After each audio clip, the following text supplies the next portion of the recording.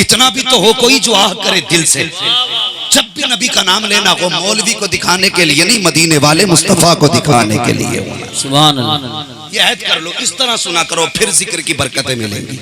उसने भौंका हजरत अबू बकर सिद्दीक के खिलाफ। और अभी सोशल मीडिया पे कुछ दिन से कुरान को लेकर के, वो क्या नाम है उसका, वसीम, उसका तो नाम भी कुछ और रख देते तो अच्छा होता। उलमाए किराम से गुजारिश है, एक नाम तजवीज करें उसका और सोशल मीडिया पे निकालें उसको, वसीम कहते हुए खुद हया आती है। हाँ, लईनी कह लो ज्यादा बेहतर है। वो बदबख्त सोशल मीडिया पे एक दिन बकवास कर रहा था, कह रहा था नहीं कुरान नाजिल किस पे हुआ, सामने वाला कह रहा है नबी पर। फिर ये हम किताब में कैसे आया कि सहाबा ने लिखा, कि हुजूर ने लिखा, कि लिखवाया, अपने हाथ से तो नहीं लिखा, यहाँ टॉर्चर करा उसका, अपने हाथ से तो नहीं लिखा, लिखा तो दूसरे ने ना, उतरा किसी पे, लिखा किसी पे, तो ये आयतें बढ़ाई गई हैं। और ये बदबख्त कह रहा है माज़अल्लाह कि माज़अल्लाह हक छीना अबू बकर ने। माज़अल्लाह। इन जालिमों को ये समझ में नहीं आता कि किसी भी सहाबी को अगर कहोगे तो सवाल सहाबी पे नहीं, सवाल मुस्तफा की दरसगाह पे उठे। बेशक ये वो है जिन्हें मुस्तफा ने पढ़ाया है। अगर अबू बकर सही नहीं हो सकते तो फिर सारे सहाबा की सेहत पे दलीलें कहां से लाओगे? जी जी बेशक, कहां से लेकर के आओगे? अगर अबू बकर दुरुस्त नहीं है, कौन है अबू बकर? तूने अबू बकर को जाना नहीं है। अल्लाह अकबर, अदावत का चश्मा उतार, बुग़्ज़ की ऐनक आंखों से हटा।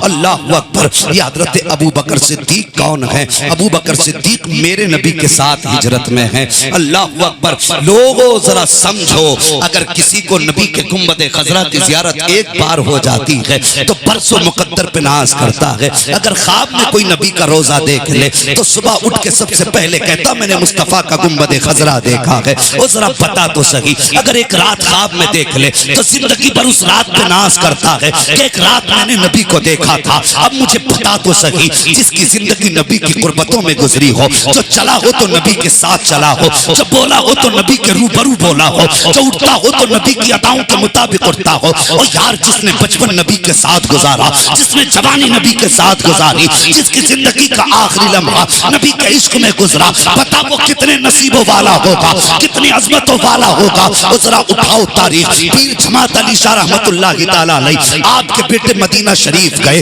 वहां से एक कबूतर लिया, कहने लगे ये गुंबद खज़रा पे रहता है, इस कबूतर को मैं घर लेकर के जाऊंगा। ये सोच करके कबूतर लाए, मैं बताने लगा हूँ अबू बकर आराम कहाँ कर रहे हैं, अबू बकर किसकी कुर्बतों में लेटे हैं। जरा सोचना प्यारे, जब लाए कबूतर अपने घर पर, लाने के बाद अपने घर पर छोड़ दिया, लेकिन जिस दिन से मदीने से लेकर के आए थे कबूतर ने आके दाना पानी बंद कर दिया था, खाना पीना छोड़ दिया, गर्दन झुका के कोने में बैठा रहता था। अल्लाह अकबर। किसी ने जाकर पीर जमात अली शाह रहमतुल्लाह तआला अलैह से कहा हजरत आपका बेटा मदीना शरीफ से कबूतर लेकर के आया है, और जब से कबूतर आया है उसने यहाँ आके खाना छोड़ दिया है, पानी छोड़ दिया है। जब इतना सुना जलाल आया पीर जमात अली को, जैसी जलाल आया है अपने बेटे को डांटा, का तेरी हिम्मत कैसे हो गई नबी के दरबार से कबूतर लाने की? जा इसे लेकर के मुस्तफा के मजार पे वापस छोड़ के आ जा। अल्लाह अकबर। जब आपके शहजादे उस कबूतर को लेकर के गए और गुंबद खज़रा के करीब पहुंचे हैं, जाने के बाद आपने कबूतर को छोड़ा, ये सोच करके छोड़ा देखो ये कहाँ जाएगा, इसका मर्ज, इसका जाने का रास्ता किधर है? क्या ये अपने बच्चों से बिछड़ने की जुदाई में अफसोस में था, या इसने अपने पार्टी वालों को छोड़ा, अपनी बिरादरी को छोड़ा, इसलिए ये गमज़दा था? आप फरमाते मैंने कबूतर को छोड़ा, कहते वो घोंसले की तरफ नहीं गया, उसके जैसे सैकड़ों कबूतर बैठे थे, अपने जैसों में न गया। कहते मैं हैरत में पड़ गया कि जब कबूतर को छोड़ा गया उनके हाथ से उड़ा, और उड़ने के बाद गुंबद खज़रा का तवाफ करने लग गया। 3 चक्कर लगाए थे, इतने में जमीन पे गिरा। कहते मैं गया दौड़ करके ताकि कबूतर को देखूं, मैंने मुंह से उसको सांस दी, लेकिन उसकी जिंदगी खत्म हो चुकी थी। और यार बता तो सही, उनके गुंबद से बिछड़ने के बाद तो परिंदा जिंदा नहीं रहता है, तो बता फिर गुंबद खज़रा की कुर्बतों के जलवों का आलम क्या होगा? अल्लाह अकबर। उस गुंबद में लेटा है नबी का अबू बकर, उस मजार पे लेटा है नबी का अबू बकर। अल्लाह अकबर। अबू बकर कौन है, इनके खिलाफ भौंकते वक्त तेरी ज़बान को फालिज क्यों नहीं होता है, तेरी ज़बान सूख क्यों नहीं जाती है, और तुझे पता नहीं है जब नबी आए हैं हिजरत की रात, अबू बकर के साथ सरकार चले हैं, गार के दरवाजे पे पहुंचे, अबू बकर ने मुस्तफा को बाहर उतारा, कहते आका यहाँ ठहर जाइए, मेरे हुजूर ठहर जाते हैं। अंदर गए अबू बकर, मुझे जरा सच बताना और तवज्जो से बात सुनना, ये बात जरा इधर उधर ना हो जाए, अगर जरा से भी मिस हो गई तो फिर समझना मुश्किल हो जाएगा। दरवाजे के बाहर मुस्तफा को उतारा, खुद अंदर गए, जाके पूरी गार की सफाई की, जो सुराख मिले अपना कपड़ा फाड़ करके सुराखों को बंद किया, और उसके बाद जब गार साफ हो गई, खतरा खत्म हो गया, कहते हुजूर अब अंदर तशरीफ लेकर के आइए। अब आशिकों की तफसीर सुनो, मुहद्दिसीन मुफस्सिरीन फरमाते हैं, मुझे बताओ तो सही हुजूर से पहले अबू बकर गार में क्यों गए, पहले सफाई की उसके बाद मुस्तफा अंदर क्यों गए?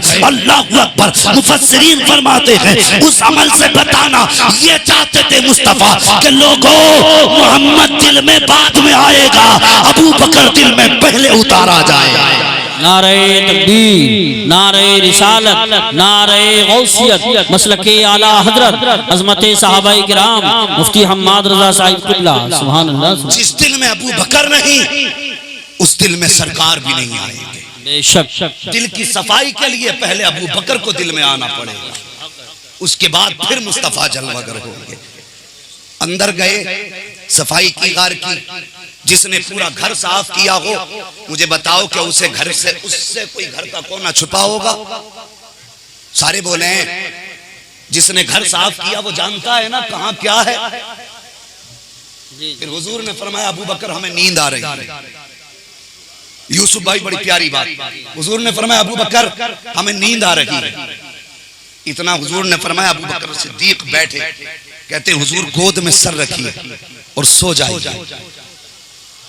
नबी का हाल सुनिए, तनामु आईना या वला यनामु कल्बी, मेरी आंख सो जाती है लेकिन मोहम्मद का दिल जागता रहता है। ये हुजूर की नींद है। कहते हुजूर गोद में सर रखिए, मेरे नबी ने रखा गोद में। सामने वाले तो बोल ही दो नहीं, सुभान अल्लाह भी नहीं, मुझे बताइए गोद में रखा, सुभान अल्लाह, अल्लाह सलामत रखे, गोद में रखा सर, हुजूर सो गए। अबू बकर बैठे रहे, पहरा दिया, हुजूर सोते रहे, अबू बकर पहरा देते रहे, एक सोए एक जागते रहे। अब इसकी तफसीर उलमा क्या फरमाते हैं? फरमाया बताइए क्या नबी को गार में डर था किसी का? यहां पे जान बचाने के लिए छुपे थे? अगर आप कहें जान बचाने के लिए छुपे थे तो फिर हुजूर तो उस वक्त निकल के आ गए जब दरवाजे पे 40 तलवारें मौजूद थी। जी बेशक 40 तलवारें मौजूद हैं और तलवार वाले जानते ही अंदर। हुजूर तब ना डरे तो गार में कैसे डर जाते?